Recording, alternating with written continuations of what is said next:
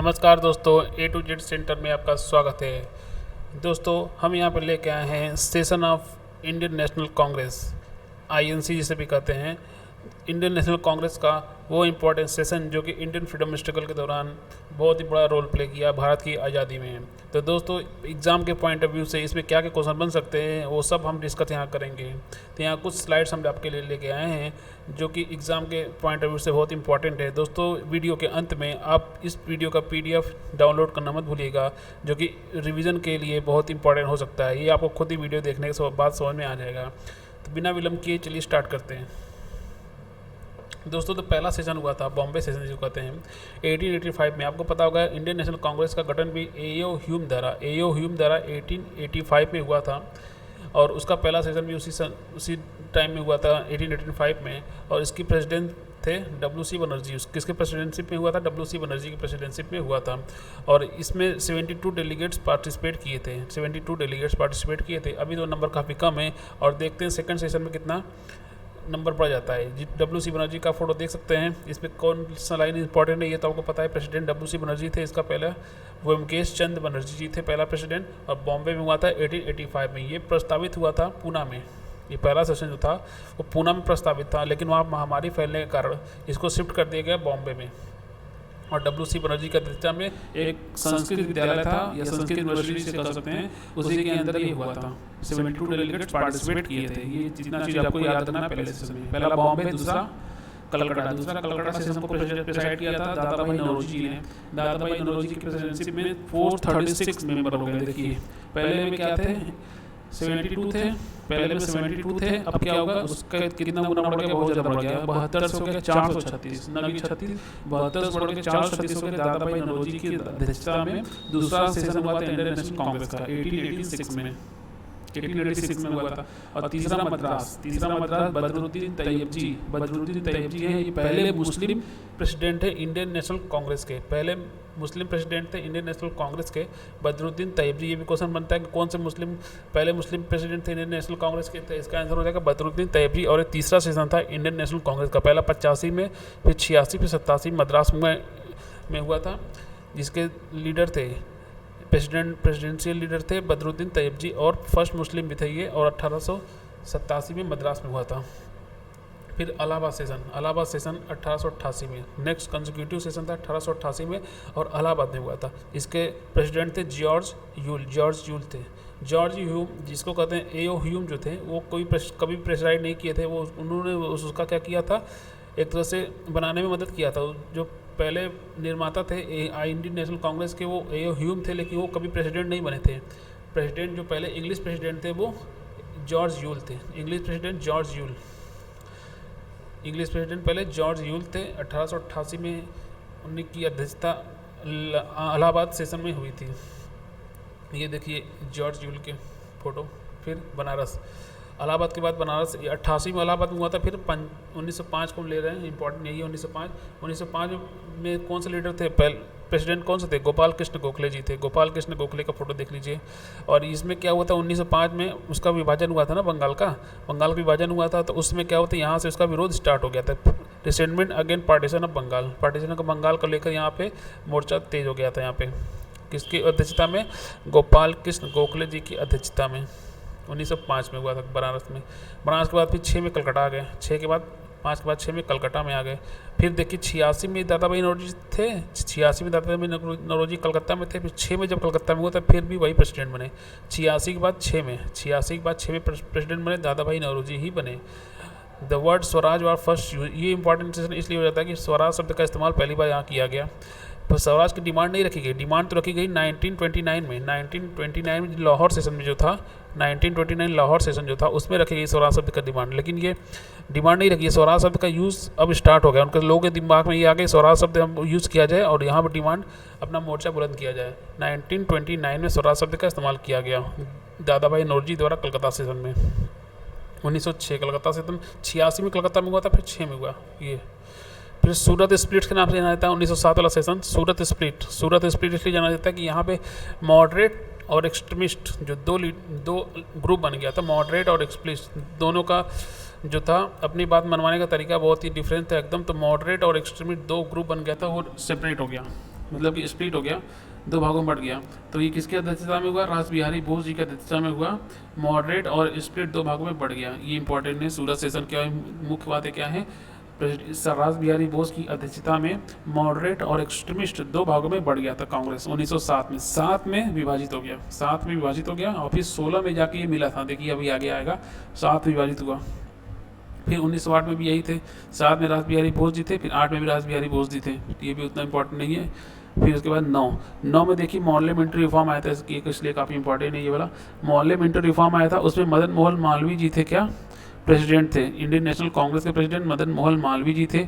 और उसमें मॉर्लेमेंट्री रिफॉर्म में क्या कहा गया था कि सेपरेट इलेक्टोरेट का प्रोविजन था। अगर उसमें सेपरेट इलेक्टोरेट में क्या होता है कि उसमें मुस्लिम के लिए एक अलग से सीट रिजर्व था कि मुस्लिम उसमें चुनाव में पार्टिसिपेट करेंगे, और वोटिंग का अधिकार भी मुस्लिमों को था। तो उस समय तो मदन मोहन मालवीय जी जो कि कट्टर हिंदू थे, एक तरह से कट्टर हिंदू थे, तो उनको ये बात रास नहीं आई, और किसी को भी रास नहीं है। इंडियन नेशनल कांग्रेस के किसी भी सेशन को, किसी भी मेंबर को रास नहीं आई, तो काफ़ी बवाल हो गया। उसके बाद उसमें क्या हुआ कि बहुत ज़्यादा उसका विरोध किया गया, मॉर्लेमेंटरी रिफॉर्म का बहुत ज़्यादा विरोध किया, क्योंकि इसमें सेपरेट इलेक्टोरेट का रोल आ गया था। क्योंकि उनका मेन पर्पस क्या था? डिवाइड एंड रूल, पहले डिवाइड करो फिर रूल करो।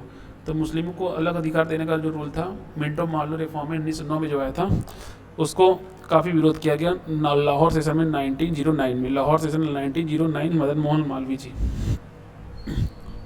फिर 16 देखिए, 7 में जो अलग हुआ था, 7 में कौन कौन अलग हुए थे? एक्सट्रीमिस्ट और मॉडरेट। एक्सट्रीमिस्ट और मॉडरेट अलग हुए थे, और लखनऊ सेशन में फिर से वापस आ गए, एक हो गए। लखनऊ में फिर से अंबिका चरण मजुमदार जी की अध्यक्षता वाली लखनऊ सेशन में, जो कि 1916 में हुआ था, उसमें फिर से मर्ज हो गया, एक हो गया। क्योंकि उनको लगा था कि हम लोग दोनों लोग का डिमांड तो एक ही है, तो हम लोग दोनों एक ना हो जाए तो मुस्लिम पैक्ट भी इसमें साइन होगा। इसमें क्या होता है कि जो हिंदू और मुस्लिम की एकता जो थी वो पीक पे थी। हिंदू मुस्लिम एकता जो थी एकदम बहुत ही बेहतरीन थी इस समय। अभी तो हालत कभी कभी ख़राब हो जाता है बीच बीच में, तो लेकिन इस समय 1916 में हिंदू मुस्लिम एकता पीक पे थी। और इसी समय 1916 में अंबिका चरण मजुमदार जी की अध्यक्षता वाली कांग्रेस में जो सेशन हुआ था, उसमें मॉडरेट और एक्सट्रीमिस्ट ऐड हो गए थे, दोनों एक साथ मर्ज हो गए थे। तो किसके टाइम अलग हुए थे? रास बिहारी बोस के टाइम अलग हुए थे सूरत सेशन में। फिर अंबिका चरण मजुमदार जब प्रेसिडेंट बने लखनऊ सेशन में 1916 में, तब एक हो गए। अब देखिए फिर 16 में क्या हुआ था? 16 में हुआ था होम रूल लीग की स्थापना हो गई थी। 16 में होम रूल लीग की स्थापना किसने की थी? एनी बेसेंट जी ने। एनी बेसेंट ने होम रूल लीग की स्थापना यहाँ की थी मद्रास में। और पूना में कौन किया था? पूना में लाल तिलक जी ने किया था। पूना में तिलक जी ने किया था। एनी बेसेंट मद्रास में करी थी। और एनी बेसेंट के इस नेतृत्व से प्रभावित होकर इंडियन नेशनल कांग्रेस ने प्रेसिडेंट बना दिया 1917 में। 16 में क्या किया? होम रूल लीग चलाया गया, और 17 में इन्हें प्रेसिडेंट बना दिया गया। ऐसे याद कर सकते हैं आप। 16 में होम रूल लीग चलाया मद्रास में, और कलकत्ता वाले सेशन में, ना कि मद्रास सेशन में, कलकत्ता में इनको प्रेसिडेंट बना दिया। और ये फर्स्ट वुमेन प्रेसिडेंट थी इंडियन नेशनल कांग्रेस ने। ऐसा पहली बार हुआ जब कोई महिला, कोई लेडीज़ इंडियन नेशनल कांग्रेस को लीड कर रही। जो प्रेसिडेंट पद पर जो आसीन थी, पहला महिला कौन थी? Annie Besant. पहला महिला एनी बेसेंट। और पहली इंडियन महिला कौन थी? सरोजिनी नायडू जी आएगा, 25 में आएगा, बाद में आएगा। देखिए एनी बेसेंट 17 में बनी, 16 में होम रूल लीग, 17 में एनी बेसेंट को बना दिया गया कलकत्ता सेशन में प्रेसिडेंट। फिर दिल्ली में, देखिए दिल्ली में स्टार्टिंग का 3 सेशन तीनों महानगर में था, दिल्ली का नाम नहीं था। अब दिल्ली का नाम अभी आया 1918 में। 1918 में दिल्ली का नाम आया था। उसमें मदन मोहन मालवीय जी थे।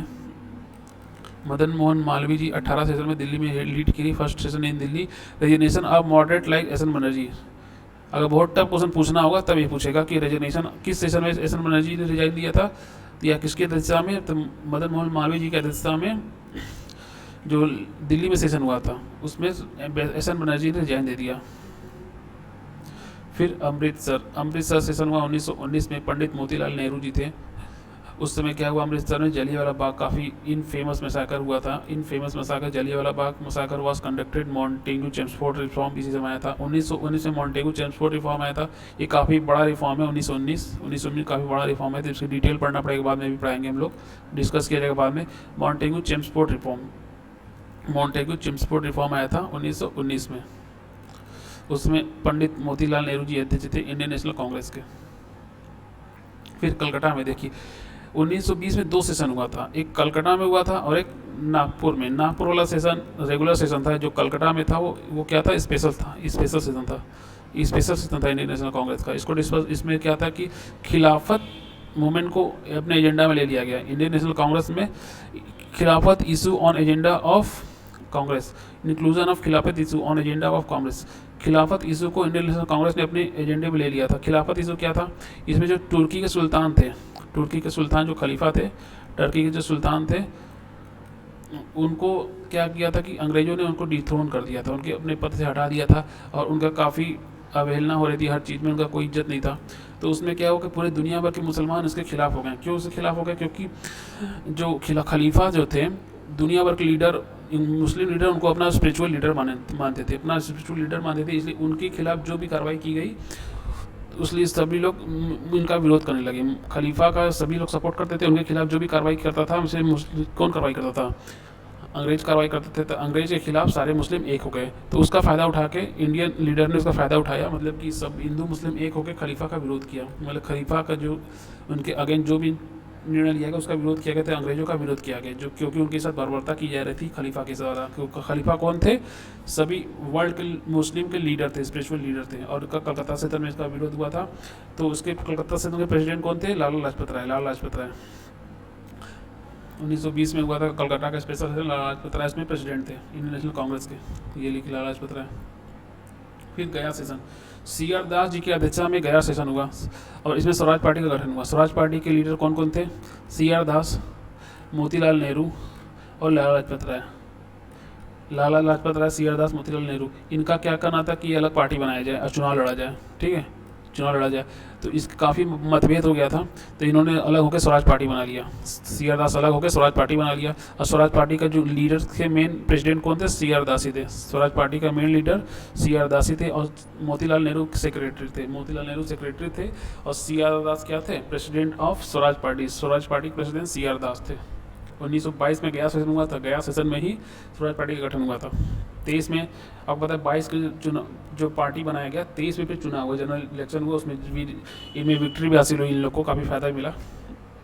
देखिए बेलगाम सेशन, इसमें सबसे इंपॉर्टेंट लाइन ये है कि महात्मा गांधी जी इसके प्रेसिडेंट थे। बस इसमें और कुछ नहीं, महात्मा गांधी इसके प्रेसिडेंट थे और महात्मा गांधी जी का नाम ही काफ़ी है किसी भी सेशन का जब प्रेसाइड कर रहे हैं। तो 1924 से एकमात्र ऐसा सेशन था जिसमें महात्मा गांधी प्रेसिडेंट रहे हैं, बेलगाम सेशन। कितना क्या नाम है? बेलगाम, कोई लगाम नहीं, मतलब बेलगाम, ऐसे याद कर लीजिए। बेलगाम सेशन में प्रेसिडेंट थे महात्मा गांधी जी। देखिए जहाँ जहाँ महात्मा गांधी जी का नाम आता है उसके जस्ट बाद किसका नाम आता है? सरोजिनी नायडू का। जैसे राउंड टेबल कॉन्फ्रेंस में जब गए गांधी जी तो सरोजिनी नायडू के साथ गए, और दांडी यात्रा किया तो सरोजिनी नायडू जी के साथ गए। अब देखिए बेलगाम सेशन 1924 में गांधी जी प्रेसाइड किए, तो उसका नेक्स्ट सेशन क्या होगा? सरोजिनी नायडू होंगे। देखिए कानपुर सेशन सरोजिनी नायडू, 1925 में कानपुर सेशन को लीड किसने किया? सरोजिनी नायडू जी ने। प्रेसिडेंट कौन थी? सरोजिनी नायडू। और फर्स्ट इंडियन वुमन, कोई ऐसी पहली महिला थी इंडिया की जो किसी INC के प्रेसिडेंट बनी, इंडियन नेशनल कांग्रेस का प्रेसिडेंट बनी। पहली महिला कौन थी? सरोजिनी नायडू। पहली महिला इंडियन महिला थी। पहली महिला कौन थी? एनी बेसेंट थी, जो कि 1917 में बनी। 16 में होम रूल लीग चलाया, 17 में प्रेसिडेंट बनी। और ये 1925 में पहली इंडियन महिला बनी सरोजिनी नायडू। इनको क्या कहते हैं? कोकिला भी कहते हैं, भारत की कोकिला कहते हैं। और ये भारत की पहली महिला गवर्नर भी थी बनी, UP की थी गवर्नर। फिर क्या देखिए लाहौर सेशन 1929। अभी क्या था? 1925 था, अब 1929 में important Lahore session. Lahore session सबसे इंपॉर्टेंट हम मानते हैं, क्यों? क्योंकि उसमें पूर्ण स्वराज का डिमांड कर दिया। अभी तो 1906 में दादा भाई नौरोजी क्या रखे थे? पूर्ण स्वराज का यूज़ किया था कलकत्ता सेशन में। कलकत्ता में पूर्ण स्वराज का इस्तेमाल किया था शब्द का, लेकिन अब पूर्ण स्वराज का वो केवल सरा शब्द का इस्तेमाल किए थे। अब पूर्ण स्वराज का क्या हो गया? डिमांड हो गया, रेजोल्यूशन पास हो गया। पूर्ण स्वराज रेजोल्यूशन पास हो गया कब? लाहौर सेशन में जवाहरलाल नेहरू जी की अध्यक्षता वाली कांग्रेस में। जवाहरलाल नेहरू की अध्यक्षता वाली कांग्रेस में पूर्ण स्वराज का रेजोल्यूशन पास हो गया। ये देखिए मस्त वाला फोटो इनका जवाहरलाल नेहरू का, एंजॉय करते हुए। फिर बॉम्बे सेशन 1934 में। बॉम्बे सेशन 1934 में बॉम्बे सेशन में हुआ था क्या? राजेंद्र प्रसाद इसके प्रेसिडेंट थे। Rajendra Prasad first Indian national Congress के फर्स्ट प्रेसिडेंट ऑफ इंडिया ये थे राजेंद्र प्रसाद। ये प्रिसाइड किए थे बॉम्बे सेशन को 1934 में। Formation of Congress socialist party, Congress का सोशलिस्ट पार्टी बना इसमें 1934 में। फिर 38 में हरिपुरा सेशन हुआ सुभाष चंद्र बोस की अध्यक्षता में। National planning commission was setup under the chairmanship of Jawaharlal Nehru. Jawaharlal Nehru की प्रेसिडेंटशिप में नेशनल प्लानिंग कमीशन का सेटअप हो गया। सुभाष चंद्र बोस जी की अध्यक्षता वाली कांग्रेस में नेशनल प्लानिंग कमेटी का सेटअप हो गया। ये क्वेश्चन भी आ सकता है, national planning commission was setup under which chairmanship, किसके? जवाहरलाल नेहरू जी की प्रेसिडेंटशिप में। और उस समय INC इंडियन नेशनल कांग्रेस के प्रेसिडेंट कौन थे? सुभाष चंद्र बोस। हरिपुरा सेशन था 1938। फिर उसके बाद जस्ट अगले में भी वही सुभाष चंद्र बोस ही प्रेसिडेंट रहे और यहाँ पर रिजाइन दे दिया उन्होंने। Resignation of Bose, formation of forward block, resign देके फॉरवर्ड ब्लॉक बना लिए। फॉरवर्ड ब्लॉक की किसने गठन किया था, ये क्वेश्चन आते हैं। फॉरवर्ड ब्लॉक किसने गठन किया था, फॉरवर्ड ब्लॉक किसने, सुभाष चंद्र बोस जी ने गठन किया था। जब इन्होंने रिजाइन दिया तो राजेंद्र प्रसाद क्या किए, तुरंत उसको लीड कर दिए। इनको तुरंत किसी न किसी को तो बनाना पड़ेगा ना प्रेसिडेंट, तो राजेंद्र प्रसाद प्रेसिडेंट बने सुभाष चंद्र बोस को छोड़ने के बाद। फिर मेरठ, JB कृपलानी। फिर मेरठ देखिए 1857 का जो क्रांति हुई थी उसमें स्टार्टिंग कहाँ से हुई थी, मेरठ से स्टार्ट हुआ था। अब समझ लीजिए जब स्वतंत्रता संग्राम था मॉडर्न इंडिया का, जो 1947 वाला क्रांति थी, या कहते हैं कि जो इंडियन नेशनल कांग्रेस का जो मेन मॉडर्न इंडिया इसी में पार्ट में आता है, तो उसका लास्ट भी यही था, मेरठ में हुआ था। उसका लास्ट सेशन भी समझ लीजिए इंपॉर्टेंट सेशन मेरठ में हुआ था। और JB कृपलानी, जब देश आज़ाद हुआ तो उसमें इंडियन नेशनल कांग्रेस प्रेसिडेंट थी JB कृपलानी। ये JB कृपलानी क्या थी, कहते हैं प्रेसिडेंट थी इंडियन नेशनल कांग्रेस की जब भारत आज़ाद हुआ। दोस्तों ये सेशन आपको कैसा लगा मुझे कमेंट करके ज़रूर बताइएगा, और इसमें क्या कमियां हैं, धीरे धीरे जो भी कमी पिछले वीडियो में थी वो दूर हो रही है धीरे धीरे। आपका अगर सहयोग रहा तो बहुत ही बेहतर होगा, और आपको बहुत ही हेल्प मिलेगी किसी भी एग्ज़ाम की प्रिपरेशन में, जो भी आप तैयारी कर रहे हैं। आपका एग्ज़ाम अच्छा जाए इसके लिए बहुत बहुत शुभकामनाएं मेरी तरफ से, और कमेंट सब्सक्राइब जरूर करिए इस चैनल को। धन्यवाद।